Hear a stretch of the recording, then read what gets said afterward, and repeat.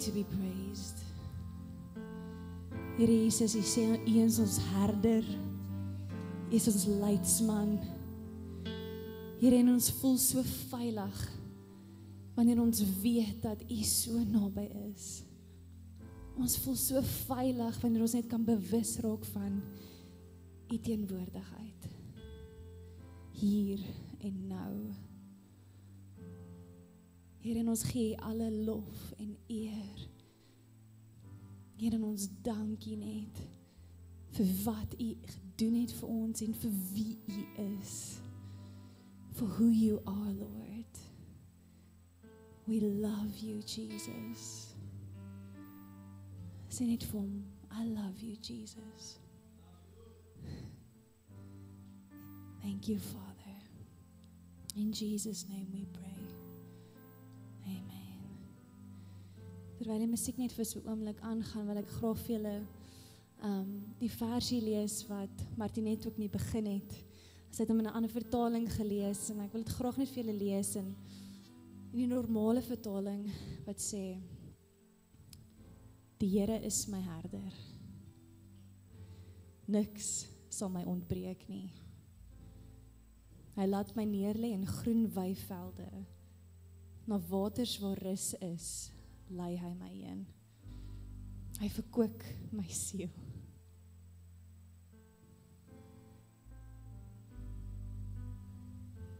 Hy lei my in spore van geregtigheid om sy naam ontwil.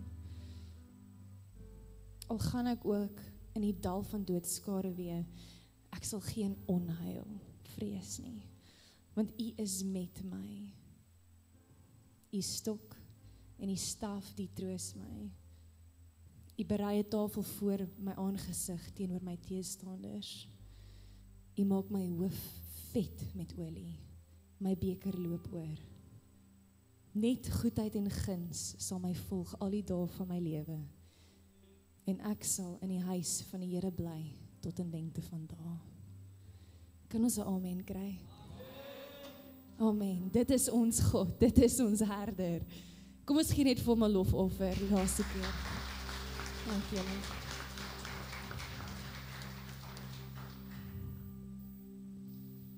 Dat ek net hier in die middel kom, ek voel so bietjie af, so bietjie wonky na die een kant toe as ek nie in die middel staan nie. Dat is hy. Goed, baie dankie, band, dit was incredible geweest, het is altyd so lekker om julle hier te hê. Ons gaan aan vandag met die reeks, die name van God, en die naam wat ons vandag gaan bespreek is Jehovah Rohi. Jy kan hom ook uitspreek Jehovah Ra, maar ek hou van Rohi. Rohi is so beautiful, dit obviously beteken, the Lord is my shepherd. En hierdie vers wat ons nou eintlik al bietjie opgehamer het, gaan ons nog verder ophamer. Ons gaan hom nog verder oopbreek. En in Psalm 23 is daar soveel kosbare skatte. Daar is so diep waarin jy kan indelf, dat jy, ek dink, nooit 'n einde sal kry tot wat die volle betekenis is van wie die herder is nie. Maar ek gaan probeer. Ons gaan probeer vanaand om ten minste net 'n bietjie van daardie te krap. So, kom ons begin net met 'n bietjie konteks oor Psalm 23. Ek dink dis een van die bekendste psalms in die hele Bybel en ek dink tot mense ken dit wat nie eens gelowig is nie. Hulle weet van hierdie psalm. En wat so amazing is vir hierdie psalm is dat koning Dawid dit geskryf het, soos julle seker weet. En hy, voordat hy koning was hy self 'n herder gewees.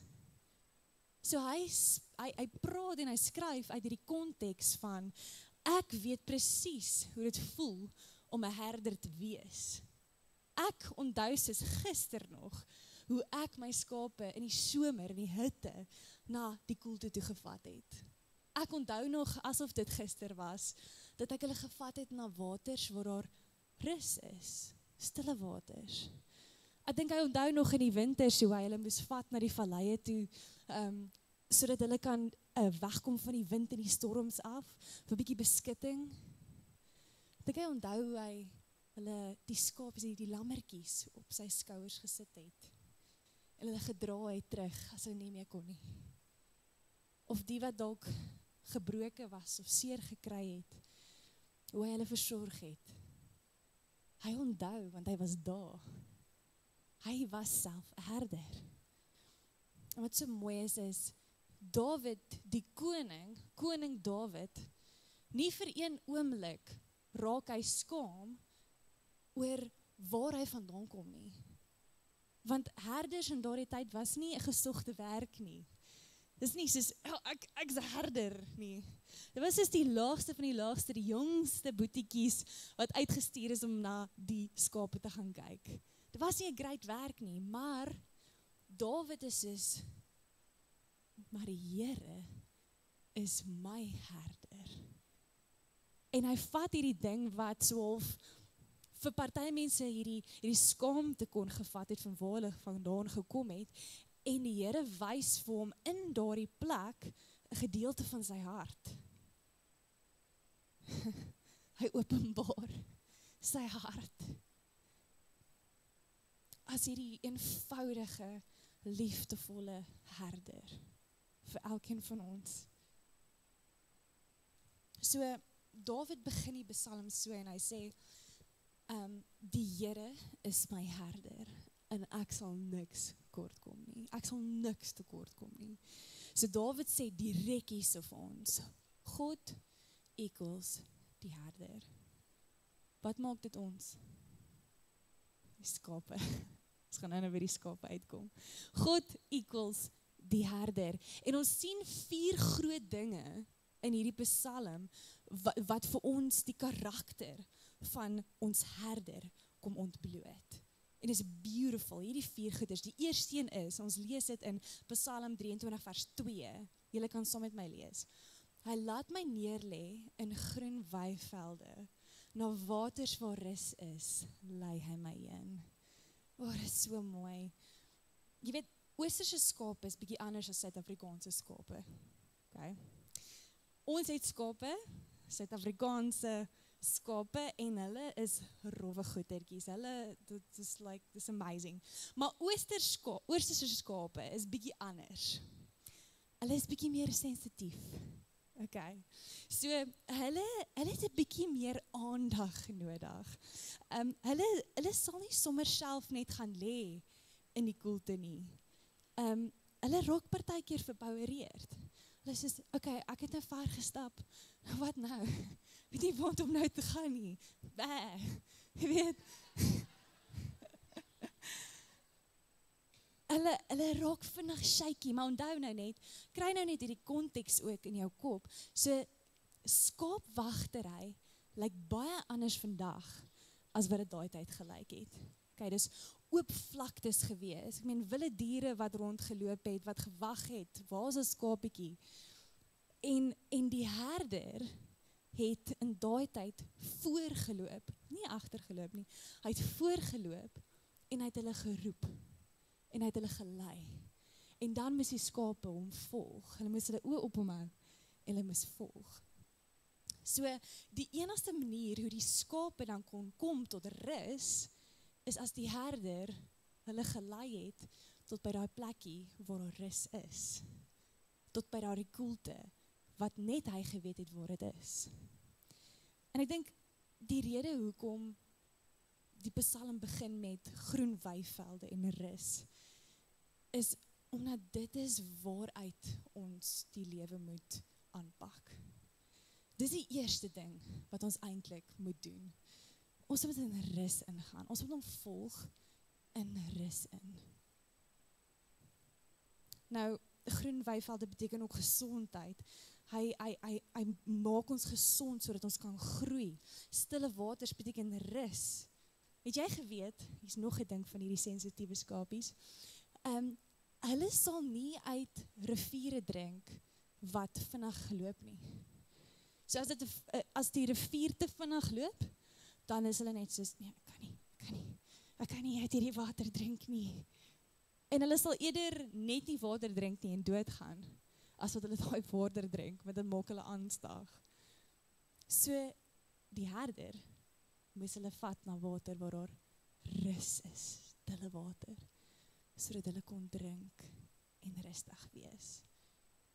En ek sien so die karakter van God hier.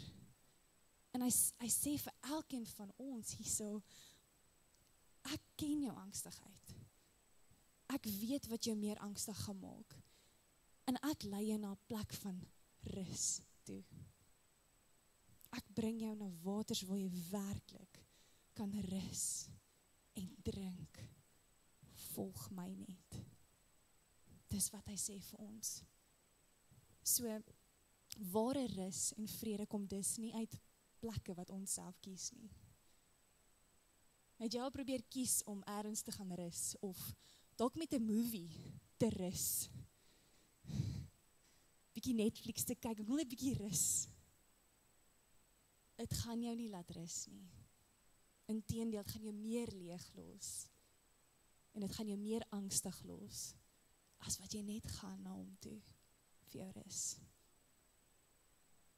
Die tweede ding wat ons leer, in Psalm 23, is, voordat ons daar kom, die uitkomste van hierdie rus, van die valleie, die groen weivelde, dankie, excuse julle, die groen weivelde en die waters van rus, die uitwerking daarvan is die verkoeking van ons siele. Verkoeking van ons siele. Wie wil 'n verkoekte siel hê? Amen. Wie het dit dringend nodig? Here, ek kort verkoeking. Here, ek kort iets hier binne. Something's not right. Die verkoeking van ons siel is wat slegs ons herder vir ons kan gee as ons hom volg. As jou siel moeg en leeg is, luister mooi, as jou siel moeg en leeg is, moet jy jou herder volg, na waar hy jou na rus toe wil lei. Ons sien nie hierdie as belangrik genoeg nie, ons wil werk. Ons moet rus. Ons moet rus. Die tweede ding wat ons dan leer is, dat God bied vir ons ware leiding. Ware leiding. Die Psalm sê, hy lei my in spore van geregtigheid, om sy naam ontwil. Hy lei ons in die regte rigting in. Wie het al 'n GPS gebruik? Wie het al GPS gebruik en dit het terribly gefail? Ek het ook so 'n storieetjie. So, ek en 'n vioolspeler was op pad Prins Albert toe, vir 'n troue waar ons moes speel. En ons sit toe die GPS aan, al die pad Prins Albert toe van George af. En ek het nie gekyk waartoe die pad gaan nie. Alright? Ek weet nie as enigiemand al hierdie pad gery het nie, maar die pad vat jou, al die pad, tot by die Swartbergpas. Okay. Weet julle wat se kar ry ek? So klein, baie plat BMW'tjie. Okay, nee? Hy is omtrent so 'n stuk van die grond af. Nou ry ek met my BMW'tjie, met hierdie arme vioolspelertjie wat sy nerves ook so 'n bietjie is. En ons ry en ek sien net, hier gaan die pad nou grondpad raak, en hier gaan hy styl. Ek sweer, ek weet nie hoeveel grade is hierdie. 45 grade. Ek sweer, die pad loop op, en ewe skielik, nee, daar's nie meer iets wat jou keer om af te gaan nie. Daar's niks nie. Dis net pad, grondpad, en dis single lane. Okay, so ek het nie geweet wat gaan gebeur as daar iemand gaan probeer verbykom nie. Jy voel asof jy net hier gaan afry, as jy nou gaan hier regry nie.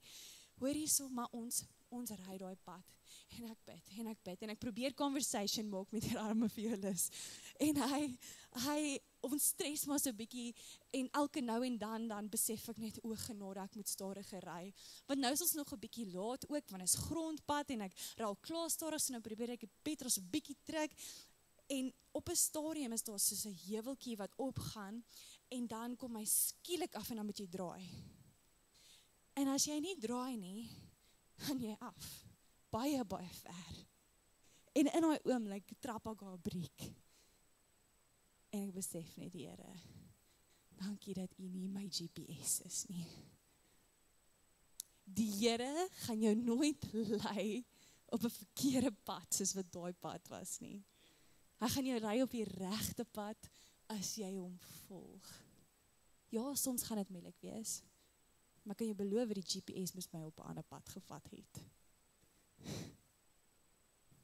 Ons God is die God wat ons lei. En hy wil ons lei. Nou 'n skaap kan nie self sy pad vind nie. Hy dwaal maklik weg en hy raak verlore. En net die herder kan hom terugkry. Net die herder. En ons kan hom vertrou om ons te lei. Het is baie belangrik om te sien dat in daardie stukkie staan daar, hy lei ons in spore van geregtigheid om sy naam ontwil. Ons besef dat dit gaan nie net oor ons nie.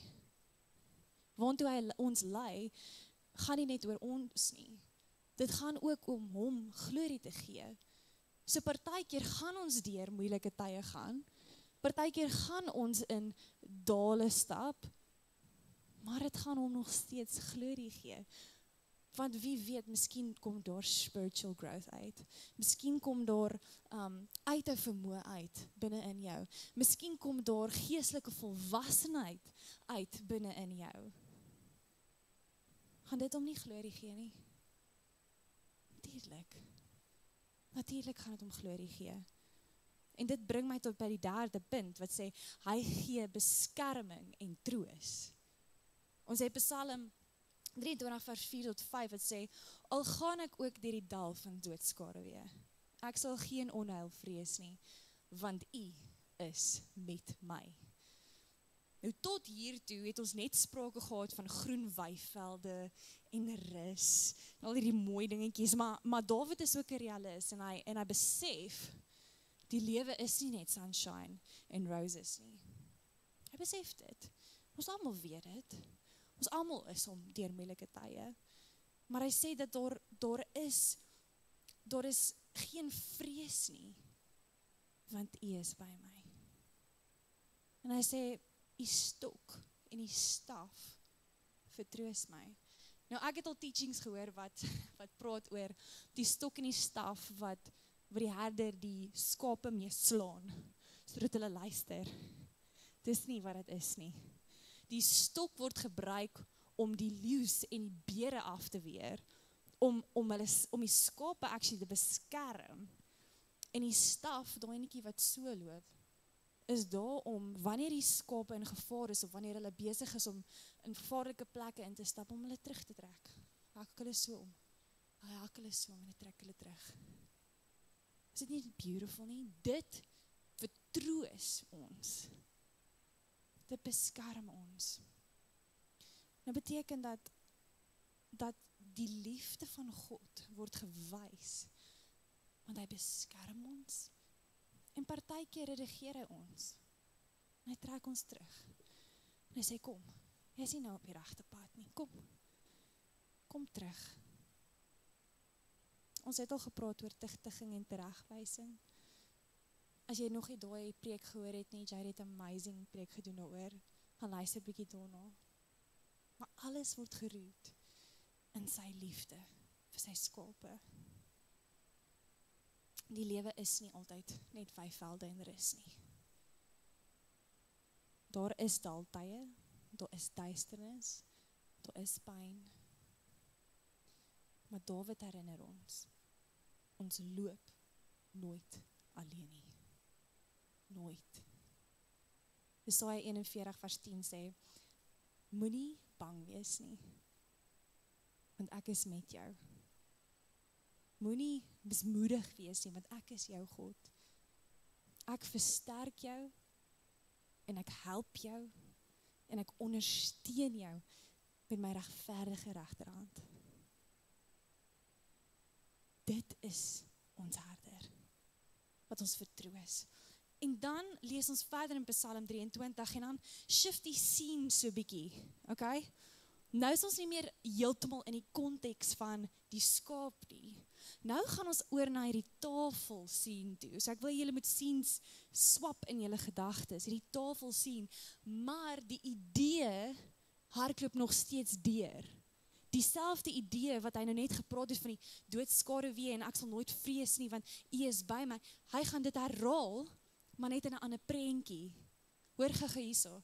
So hy sê, U berei 'n tafel voor in my aangesig teenoor my teenstanders. U berei 'n tafel voor.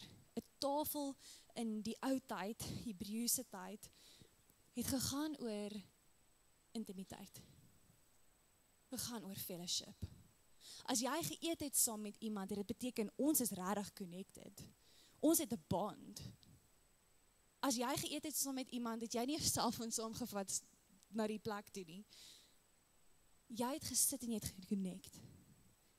Jy het intimiteit tyd spandeer. Nie wat ons vandag teestel doen nie. Maar Dawid sê, so God berei vir hom 'n tafel voor, nie ver van sy vyande nie. Nee, maar sy vyand staan net hier oorkant hom. Nou, wie sal eerlik wees, dit sal nou nie baie lekker wees om oorkant my vyand te sit by 'n tafel nie, né? Ons almal is soos, Here, kan U hom nie net wegskuif tot by die punt, dat ek net hier kan sit saam met U nie, dat ek hom net nie sien nie, né? Ek dink ons almal voel partykeer so, maar die Here sê vir ons iets anders, hy bring vir ons 'n ander waarheid. Hy wys vir ons hierso, dat selfs te midde van die vyand wat reg oorkant jou sit, selfs te midde van die pyn wat jy ervaar, selfs te midde van die kritiek wat jy ervaar, selfs te midde daarvan, sit hy by jou, en hy sê vir jou, hou net jou oë op my. Hou net jou oë op my. Hou op kyk na hierdie terrible goed wat aangaan. Hou op fokus op die vyand wat reg daar by jou is. Kyk in my oë. Spandeer tyd saam met my. Fokus op my. Leer my intiem ken. Dit is sy boodskap vir ons. God bring ons nie altyd, hoor gou hier. God bring ons nie altyd uit die situasie uit nie. Maar hy herinner ons en hy beloof ons dat sy teenwoordigheid binne in die situasie gaan wees.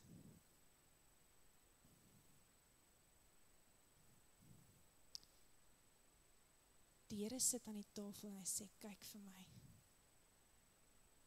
Kyk vir my. Kyk diep in my oë, leer my ken. Bou verhouding met my. En hoe meer jy dit doen, hoe minder gaan jy jou vyande sien. Hoe minder gaan jou probleme raak. Hoe minder gaan jy probleme voel. Hoe meer jy hom ken, hoe meer gaan jy sy krag en sy vrede ervaar in jou lewe. En dan gaan jou gebed so lyk. Jou gebede gaan so begin lyk. In plaas van, Here, haal my asseblief uit hierdie situasie uit, gaan jou gebed so lyk. Here, openbaar asseblief U self binne in hierdie situasie. Want ons bid heeltemal te veel, Here, vat net hierdie ding weg, vat dit net weg. Maar hoe min bid ons actually dat die Here net binne in daardie omstandighede moet kom, dat jy actually nog 'n deel van hom kan raak sien en leer ken. Die Here is so vast, en ons so baie vir ons om te leer ken. Hy is ons vredevors, nie net buite die storm nie. Hy is ons vredevors binne in die storm. As jy iets neerskryf, skryf dit neer vanaand. En dan nommer 4, die laaste punt van wat ons leer in Psalm 23 is, Jehovah Rohi voorsien oorvloedig. Hy doen, ons lees dit, U maak my hoof vet met olie, my beker loop oor. My beker loop oor. Hy maak my vet met olie. Ons sien God wil nie net in ons basiese behoeftes, dat ons net oorleef voorsien nie. Hy wil vir ons laat thrive. Dis sy hart. Hy wil vir ons vol bekers gee. Hy wil vir ons oorvloedige seën gee. Hy wil vir ons guns en goedheid gee. Die Here sorg as 'n herder, dis nie net vir oorlewing nie. 'n Herder wil sy kudde laat thrive. Hy wil gelukkige skape hê. So Dawid eindig die Psalm met hierdie prentjie van oorvloed. Onthou, ons is nog steeds teenoorstaande van ons vyand, né? Te midde van daardie teestand wil hy hê ons moet oorvloedig wees. Hy sê die olie simboliseer uitverkiesing.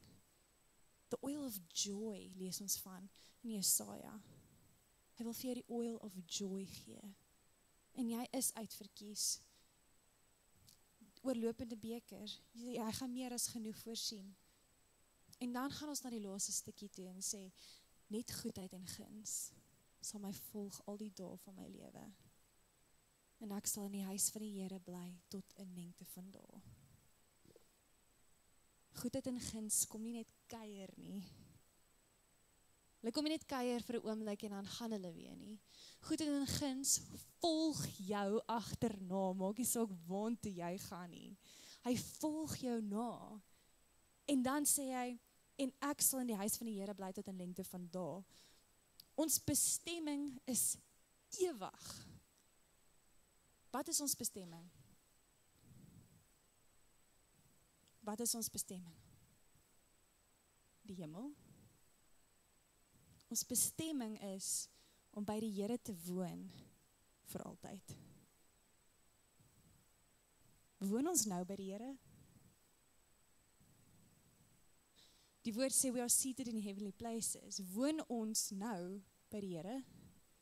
Ons doen. Ons eindbestemming, ons eternal bestemming is nie die hemel nie, dis nie 'n plek nie. Ons eindbestemming is 'n persoon. Is verhouding met die lewendige God. En ons is te veel daarop dat ons moet net hemel toe gaan. Dit gaan nie net oor hemel toe gaan nie. Ons moet fokus, hoekom wil jy hemel toe gaan? Wie's daar? God is daar, dis hoekom. Dis hoekom ons wil gaan, nie net om daar te kom nie. Ons gaan vir iemand. Ons fokus moet iemand wees. Ons herder. Johannes 10 vers 28 sê, ek gee hulle ewige lewe en hulle sal in alle ewigheid nooit verlore gaan nie. Niemand sal hulle uit my hand uitruk nie. Dit is die herder wat ons dien. Wys my gou daai 4 punte asseblief. 4 punte wat God vir ons bied as 'n herder is. Hy bied vir ons ware rus en vrede. Hy bied vir ons ware leiding. Hy bied vir ons beskerming en troos en hy bied vir ons voorsiening en oorvloed. Wil jy hierdie herder volg? Wil jy hierdie herder volg? Ja. Ek ook. Hierdie klink amazing. Dit klink vir my freaking amazing. Ek sal niemand anders wil volg nie, maar ons doen partykeer. Hoekom? Want ons is skape. Hoor gou hierso, né? Wie van julle hou daarvan om skape genoem te word? Daar's 1 persoon, 2 persone. Okay. 3 persone. Okay. So kom ons verduidelik dit gou, wat is 'n skaap en die karakter van 'n skaap. Want onthou net, Psalm 23 maak dit baie duidelik vir ons is skape.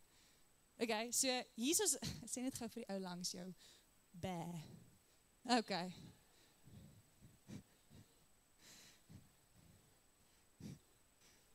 As jy dit nie doen nie, mis jy uit. Okay, is lekker. Okay. Hoor gou, wat is 'n skaap? Wat maak 'n skaap 'n skaap?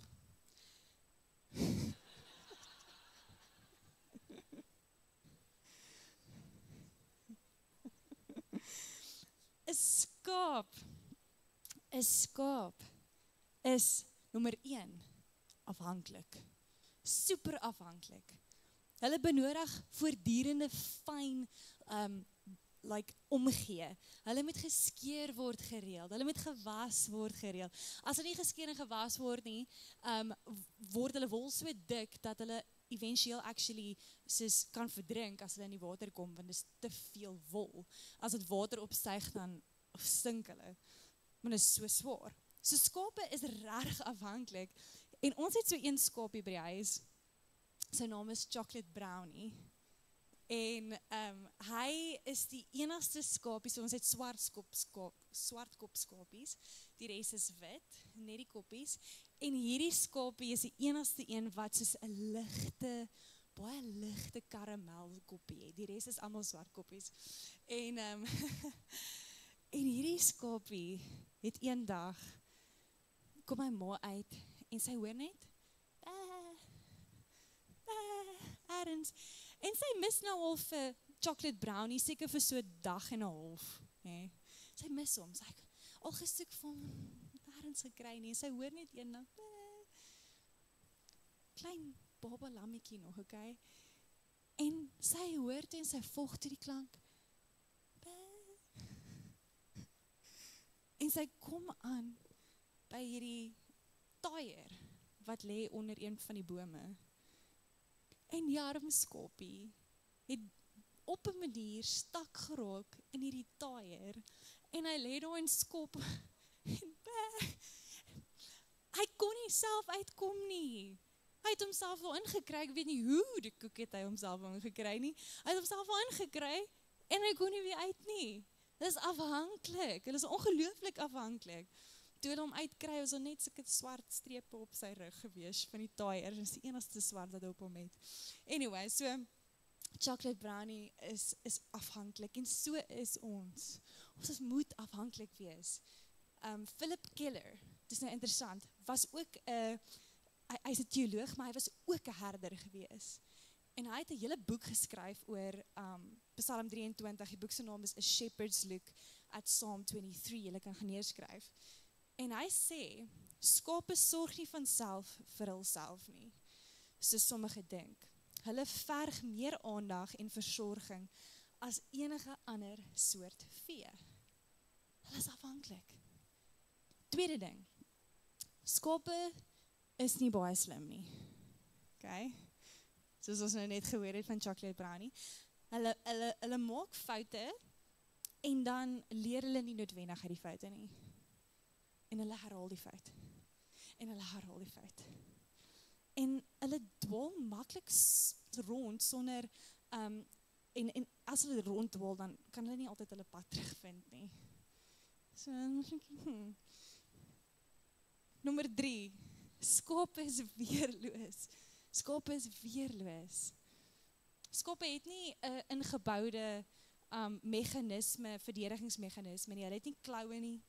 Hulle het nie eens horings nie. Ek kyk so vandag vir ons ram, daar's so 'n massive ram. En hy het nie, daar's niks nie. Daar's net sulke klein stabbeltjies. Daar's nie horings nie. Nee? So sonder beskerming, sonder die herder, is hulle totaal oorgegee aan roofdiere. Hulle is weerloos. Nommer 4, skape word maklik afgelei. Hulle word maklik afgelei. 'n Skaap sal eenvoudig net voortgaan om sy grasies te eet. En dan afneek by 'n berg.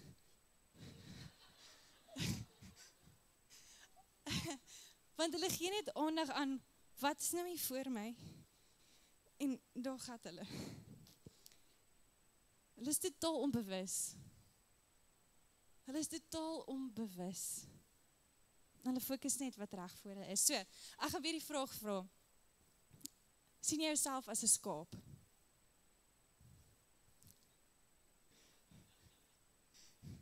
Party mense is super offended, ek is nie dom nie. I am a strong, independent woman.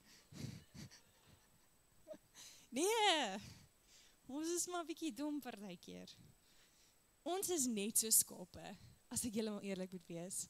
Dawid het dit ook geweet, en die Here self weet dit. Daarom is hy 'n liefdevolle herder, en hy weet al ons quirks. En ons het wysheid nodig. Ons het wysheid nodig om te kan kyk waar ons herder is. Dis al wat ons hoef te doen. Ons hoef te worry oor enigiets anders nie. Hoor gou wat sê Charles Spurgeon. Skape het niks te doen met hul eie voeding, leiding of beskerming nie. Hulle het net nodig om hul herder te volg na die weivelde wat hy voorberei het en alles sal goed met hulle wees. Ons het net nodig om vir Jehovah Rohi te volg. En as jy jouself nie kan sien as 'n skaap nie, hoe gaan jy vir God sien as 'n herder? As jy nie kan admit dat al hierdie goeders van 'n skaap eintlik maar jy is nie, hoe gaan jy hom vertrou as 'n herder? Hoe gaan jy na hom toe gaan? Hoe gaan jy jou oë op hom hou? Want jy dink jy het dit nie nodig nie. Jy dink jy het nie 'n herder nodig dan nie. Jy dink jy sal okay wees as jy nie jou oë gefestig hou op hom nie. Die punt wat ek wil maak is, ons is dommer as wat ons dink. As ons ons eie kop en ons eie pad volg, ons eie planne probeer maak, gaan ons dieper in die verderf lei as enigiets anders. Ons moet ons oë gefestig hou op hom. Anders gaan ons verlore raak. Jy gaan angstig raak. Maar ons kies soms, luister mooi, ons kies soms of uit haastigheid of dalk net uit onkunde uit om net eenvoudig ons oë nie te hou op ons herder nie. Ons is te hastig partykeer om net vir 'n oomblik stil te raak en te dink, okay, waar is my herder? Waar is my herder in die oomblik? En as ons nie in 'n oomblik net kan besef, okay, waar is my herder nie, dan maak ons eie planne en ons gaan aan met dit en dan as dit sleg uitdraai, dan vra jy, Here, waar was U? Maar jy het nie jou oog gehou op waar hy is nie. En weet jy wat gebeur dan? Dis die hartseerste van alles, is jy gaan dan deur 'n krisis, eendag. Gaan dalk deur 'n krisis, 'n challenging ding, waar jy raad en hulp nodig het, en leiding nodig het van ons herder, maar in plaas daarvan, maak jy jou eie planne. En dan sê hy vir my, maar die Here het my nie geantwoord toe ek gebid het nie. Ek het vir die Here gevra, nee, ek het gebid. Ek het gebid, en ek het gevra, Here, lei my asseblief, wys my asseblief, dankie, amen. Nou wag jy. Vir 'n sign. Of iets om te gebeur. Wys my wonderbaarlik, moet ek links draai of moet ek regs draai?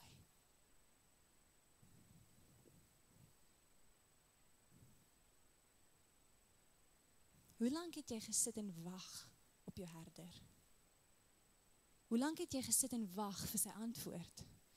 Hoe lank het jy jou oë gefestig gehou op hom, om te sien wat hy doen? Jesus het gesê, hy doen net wat die Vader doen. Hy doen net wat hy die Vader sien doen. So moet ons net doen wat ons sien, ons Vader doen, Jesus doen. Het jy al ooit vir Jesus gesien? Het jy al ooit vir Christus gesien? Het jy al ooit sy stem gehoor? As die antwoord nee is jy nie besig om gelei te word deur ons herder nie.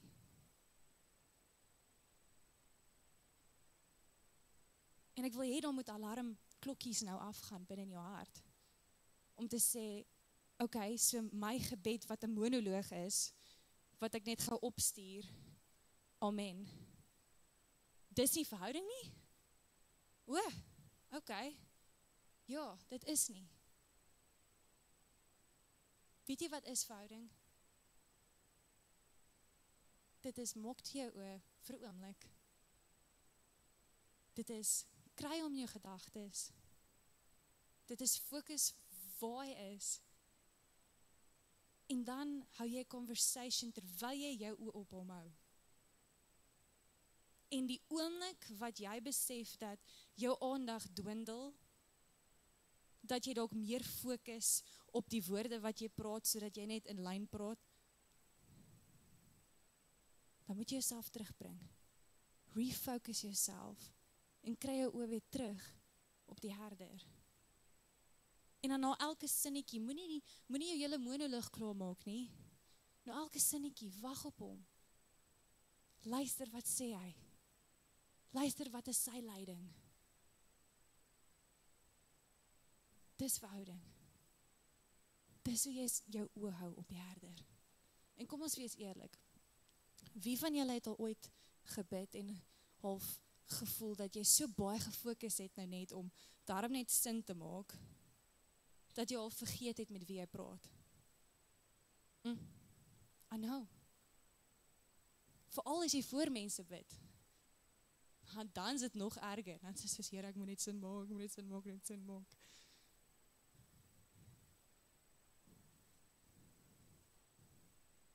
Ek weet ons almal doen dit. Maar ek sal eerder soos 'n weirdo lyk as my gebede super stadig is, maar ek weet, ek connect nou. Ek hou my oë gefestig op wat die Here wil doen. As ek vir Reinhard wil bid, en ek hou nie my oë gefestig op wat my herder doen nie, gaan ek dalk vir heeltemal die verkeerde ding bid. Waar die Here dalk regs wil gaan ek nou links. Maar ek moet my oë gefestig hou op die Here. So ek wil hê ons moet nou in 'n activation ingaan, waar ons dit net oefen vir 'n oomblik. So, ek gaan vir jou verduidelik vir 'n oomblik, en dan gaan jy dit self toepas. Okay? Ons kan 'n bietjie soaking musiek speel, jy kan klavier kom speel as jy wil, maak nie saakie.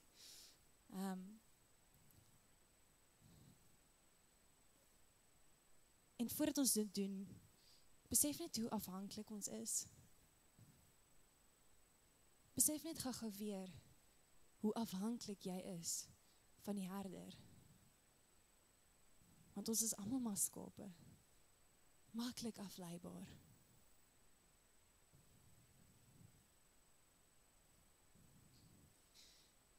So ek wil hê met jou oë toemaak.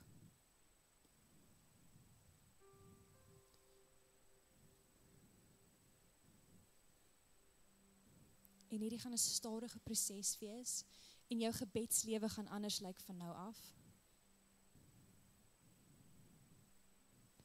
En ek wil hê jy moet hierdie regtig oefen, daagliks.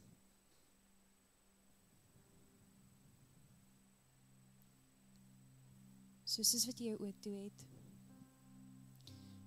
visualiseer hoe God as herder voor jou staan.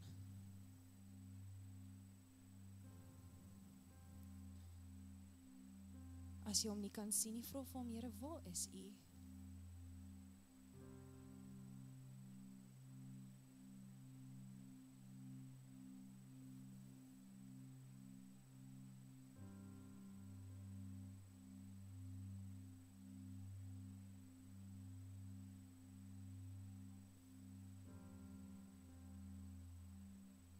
En as jy hom sien, hou net jou oë gefestig op hom.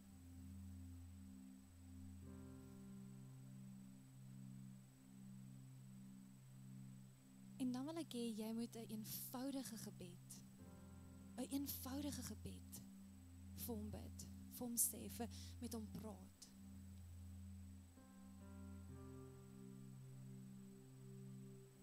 Selfs dalk iets waar jy hulp nodig het, raad nodig het. Ek wil hê jy moet vir hom stadig vertel wat in die situasie aangaan. Vertel hom soos 'n vriend. Hy is jou herder, hy wil jou lei.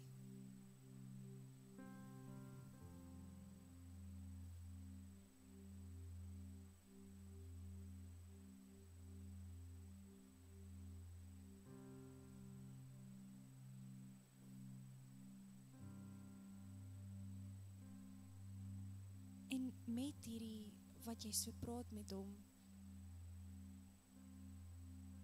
maak notas in jou kop, wat doen hy? Hoe reageer hy op dit wat jy sê vir hom? Hoe lyk sy gesiguitdrukking?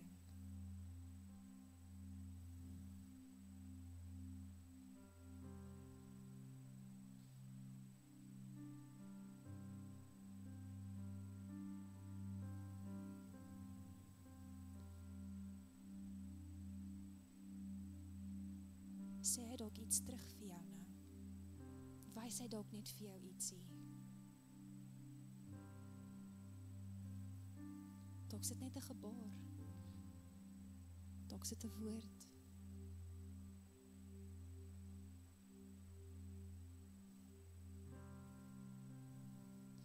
En as jy vir hom nou met raad vra of leiding vra, vra dit nou vir hom.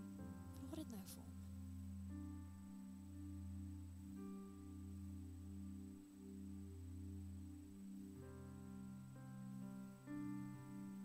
Moenie verboureerd raak oor, sien ek nou reg, hoor ek nou reg nie. Vertrou die Heilige Gees wat binne in jou is. Wat is sy antwoord?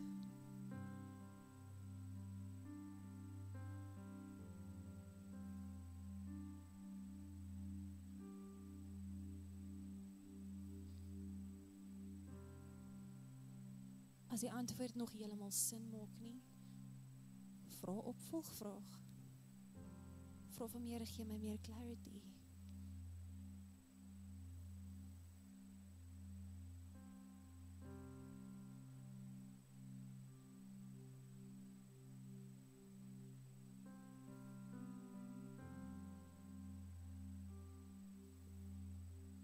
Hou jou oë gefestig op hom.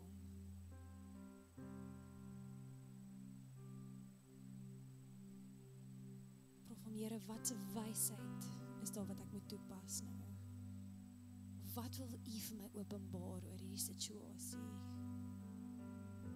Of oor die partye wat betrokke is? Wys my U hart vir hulle.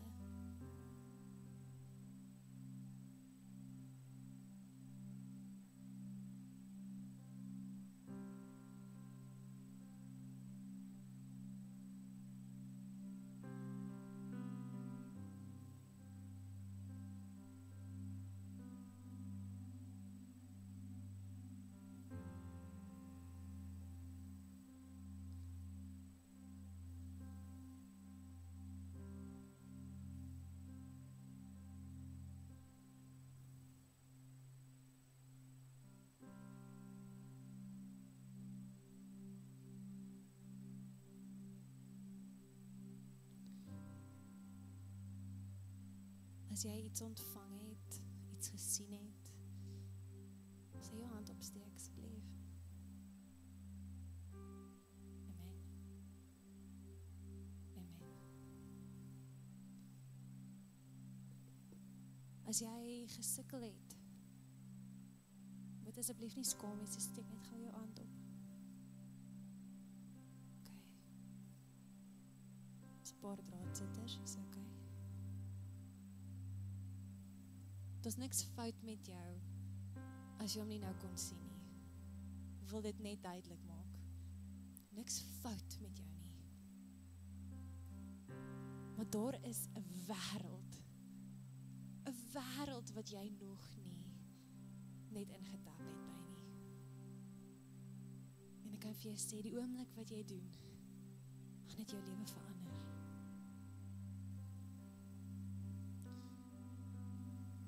'n maklike oefeningkie wat jy kan doen elke liewe dag is, ja, behalwe vir jou gebedtyd, vir jou stilte tyd, is om net in 'n oomblik te vra, net vir 'n oomblik bewus te raak, Here, waar is U nou? So partykeer dan, ek meen, hier by die kantoor sit ons by 'n meeting en dan net vir 'n oomblik maak ek myself bewus, Here, waar is U nou? En ervaar ek hoe hy sit by die tafel saam met ons. Gee my soveel rus. Gee my soveel vrede. Ek stap in die winkel nou die dag en ek kry hierdie gedagte en ek vra vir die Here, is hierdie gedagte reg? Hy sê, nee, moenie worry daaroor nie. Ek vra vir hom in daai oomblik, Here, waar is U nou? Wat sê U? Ek kry in 'n oomblik 'n prentjie van hom en ek kan sien hoe hy beweeg. Hy sê, nee, ek het alreeds vir hulle gesorg. Dis okay. Hy lei my. Gisteraand lê ek op die bed en ek voel glad nie lekker nie. Ek vra, Here, waar is U nou? En ek sien hoe hy staan by my kop en hy hou sy kop, my voorkop so vas.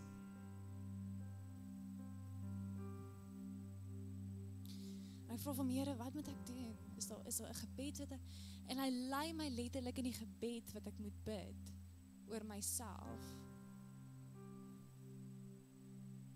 Hy is ons leidsman. En hy kan dit doen vir jou elke liewe dag. Jy moet net jou oë op hom hou. Jy moet net jou gedagtes aanhou bewus maak van sy teenwoordigheid. Soms is ons oblivious van sy teenwoordigheid. Raak bewus van hom as jy by die werk is. Raak bewus van hom as jy in die badkamer is. Raak bewus van hom. Maar dit gaan iets soos wat jy jouself gaan mee met train. Dit gaan 'n dissipline moet raak in jou lewe. Want mens kan maklik vergeet om dit te doen. Net elke kort, Here, waar is U nou? Hy is Jehovah Rohi, ons herder.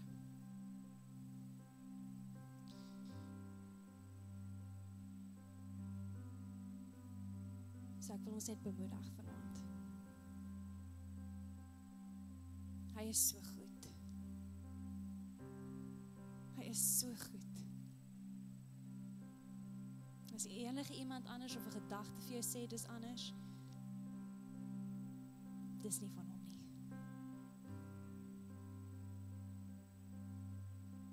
En dan 'n laaste ding waarmee ek afsluit nou, regtig afsluit nou, is die sanctified imagination is crucial vir hierdie pad wat jy saam met hom stap. Sanctified imagination, wat beteken dit? Okay, kort verduidelikie, ek het nie beplan om hierdie te deel nie, God het ons gemaak van kop tot tone. God het elke deel van ons geskape en hy het elke gedeelte van ons met purpose geskape. Wat dink julle is die purpose van jou imagination gedeelte? Gaan julle skok nou, want meeste mense sal sê, maar ek weet nie of hierdie net my imagination is nie. Hoe weet ek dis net my imagination wat ek nou sien? God het die imagination station create sodat jy kan ervaring sien daar wat in die geestelike realm gebeur. Ek dink ek het nou 'n paar mense se minds geblou. Nou, hoekom kom dan 'n partykeer lelike gedagtes op tussen wat ek nou sien van God? Because your mind isn't sanctified yet. So, dis die sanctification process, wat jou gedagtes gaan moet deurvat, jy gaan jou eye gates moet close, jy gaan moet seker maak, jy kyk nie slegte goed nie, luister nie slegte goed nie, en jy gaan dit moet vul met die goeie goed van God. To get a sanctified imagination, jy gaan hom al hoe meer duideliker begin sien.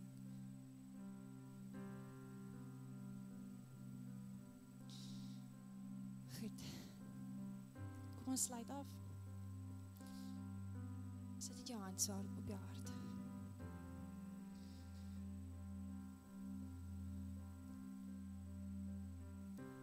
Here, U is ons herder.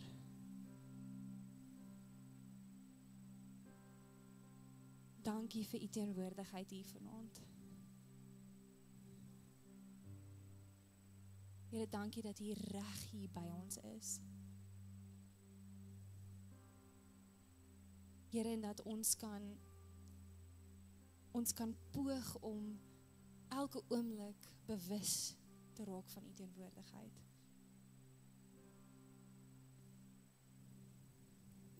Here, ons hoef nie net te vra, lei ons asseblief nie. Want is klaar U hart. Het is klaar wat U doen. U wil ons lei.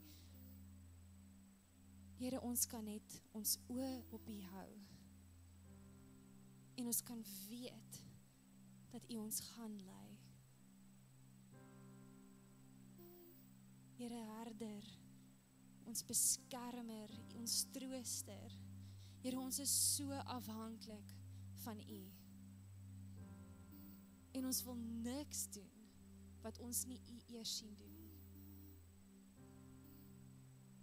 Here, help ons om te waak teen ons eie planne maak. Ons eie keuses maak sonder om U eerste te raadpleeg. Ons leidsman.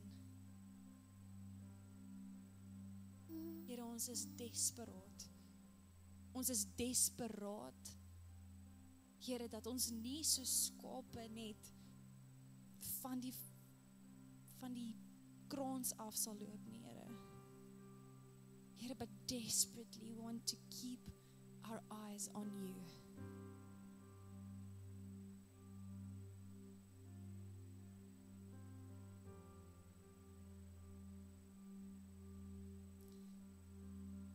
Here, ons dankie vir hierdie openbaring wat U vir ons gee. Here, en ek sien nou elke liewe persoon se gedagtes. Here, dat daar mag sanctification plaasvind in hulle imagination, in hulle gedagtes, in hulle denke. Here, dat elke liewe persoon wat U sit, U sal sien en U sal ervaar elke liewe dag van hulle lewens.